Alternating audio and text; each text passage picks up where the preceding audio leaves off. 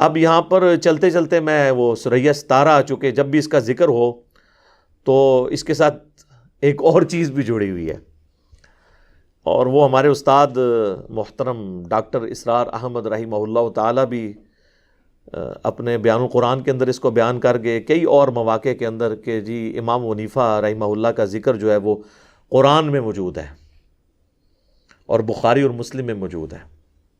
اور یہ صرف حنفیوں کا مسئلہ نہیں ہے، یہ غلام احمد قادیانی دجال کے ماننے والے کہتے ہیں کہ غلام احمد قادیانی دجال کا ذکر جو ہے وہ قرآن کے اندر اور بخاری مسلم میں موجود ہے۔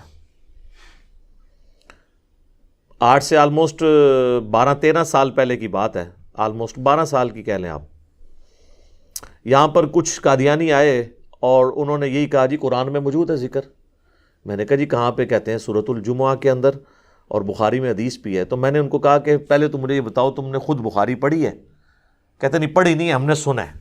میں نے کہا ابھی اب میں تمہیں بتاتا ہوں کہ وہ بخاری میں الفاظ کیا ہیں، اس میں غلام احمد قادیانی کہاں سے آ گیا۔ وہ ہے سورۃ الجمعہ پارہ نمبر 28 کے اندر اللہ تعالیٰ نے اپنے محبوب صلی اللہ علیہ وآلہ وسلم کی جو مبارک دعوت ہے اس کا ذکر کرتے ہوئے فرمایا هو الذی بعث فی الامیین رسولا منہم یتلو علیہم آیاتہ ویزکیہم، وہی اللہ ہے جس نے ان امیین میں، اہل مکہ میں یا ایسے لوگ جو پڑھے لکھے نہیں تھے ان میں سے، انہی میں سے ایک رسول بھیجا جو ان پر اللہ کی آیات تلاوت کرتا ہے اور ان کا تزکیہ کرتا ہے اور انہیں کتاب و حکمت سکھاتا ہے۔ وَإِن كَانُوا مِن قَبْلُ لَفِي ضَلَالٍ مُبِينٍ، اور اس قرآن کے نزول سے پہلے اور نبی علیہ السلام کے تشریف آوری سے پہلے یہ لوگ کھلی گمراہی میں تھے۔ وَآخَرِينَ مِنْهُمْ لَمَّا يَلْحَقُوا بِهِمْ، اور ابھی تو اور لوگ ہیں جو بعد میں آئیں گے اور ان سے آ کر ملیں گے، ابھی تک وہ ملے نہیں ہیں، یعنی تابعین۔ وَهُوَ الْعَزِيزُ الْحَكِيمُ، اور وہی غالب ہے اور حکمت والا ہے۔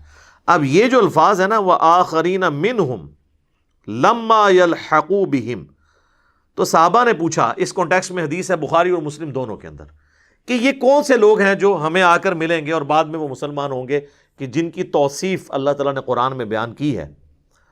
تو نبی صلی اللہ علیہ وآلہ وسلم نے حضرت سلمان فارسی جو آپ کے پاس بیٹھے ہوئے تھے ان کے کندھے پر ہاتھ رکھ کے کہا کہ اگر دین ثریا ستارے کی چوٹی پر ہوتا تو اہل فارس میں سے کچھ لوگ اس سے بھی حاصل کر لیتے، یعنی حضرت سلمان فارسی اتنی دور سے آ کر انہوں نے اسلام قبول کیا اور کتنے انہوں نے ادیان بدلے، آتش پرست تھے، پھر وہ اہل کتاب میں سے ہوئے، یہود و نصارہ میں سے، اینڈ پہ مسلمان ہوئے۔ تو نبی علیہ السلام نے تعریف کی اہل فارس کی، ایران والوں کی، کہ جی اگر دین ثریا ستارے کی چوٹی پر ہوتا تو وہاں سے بھی حاصل کر لیتے۔ اب اس میں نہ تو امام حنیفہ رحمۃ اللہ علیہ کا کہیں نام موجود ہے، نہ کہیں پہ غلام احمد قادیانی دجال کا۔ وہ کہتے ہیں کہ جی وہ غلام احمد قادیانی کے جو باؤجداد ہیں نا پیچھے سے، وہ ادھر کے تھے۔ اچھا جی، امام حنیفہ کے بھی باؤجداد وہاں کے تھے، بلکہ وہ تو پیدا ہی خراسان کے اندر ہوئے۔ یہ پورا جو علاقہ ہے عراق، ایران اور افغانستان کی بیلٹ، یہ پورے کا پورا علاقہ یہ اسی میں آتا ہے، اہل فارس میں سے، کیونکہ یہاں پہ فارس کی حکومت تھی اس وقت، دو ہی امپائرز تھی، رومن اور پرشین امپائر کی حکومت تھی۔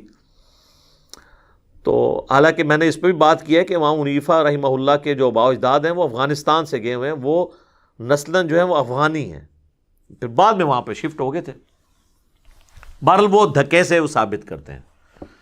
تو اس طرح تو آپ کسی کو بھی بیچ میں فٹ کر سکتے ہیں، جب تک نام نہیں آئے گا آپ اسپیسیفکلی کہہ تو نہیں سکتے۔ اگر مجھ سے پوچھے تو میں ان سب سے زیادہ اہل سمجھتا ہوں امام مسلم کو، جو پیدا ہوئے نیشا پور کے اندر، اور آج بھی ایران کے اندر نیشا پور شہر موجود ہے۔ یہ قبیلہ قشیریہ جو تھا اس سے یہ تعلق رکھتے تھے، امام مسلم بن حجاج القشیری النیشا پوری۔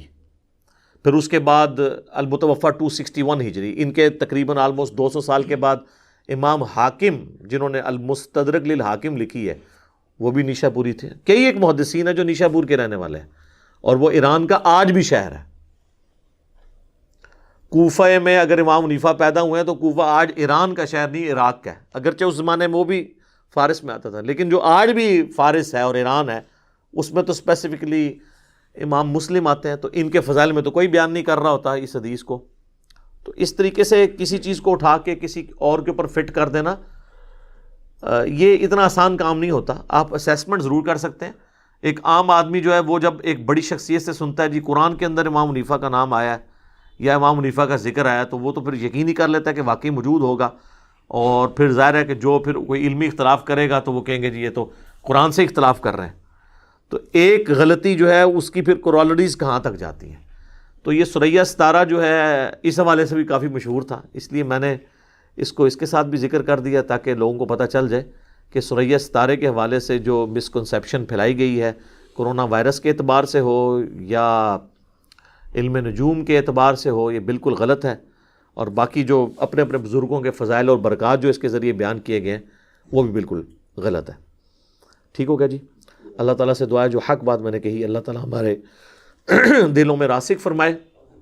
اگر جس بات میں میرے منہ سے کوئی غلط بات نکل گئی تو اللہ تعالیٰ ہمارے دلوں سے معاف کر دے.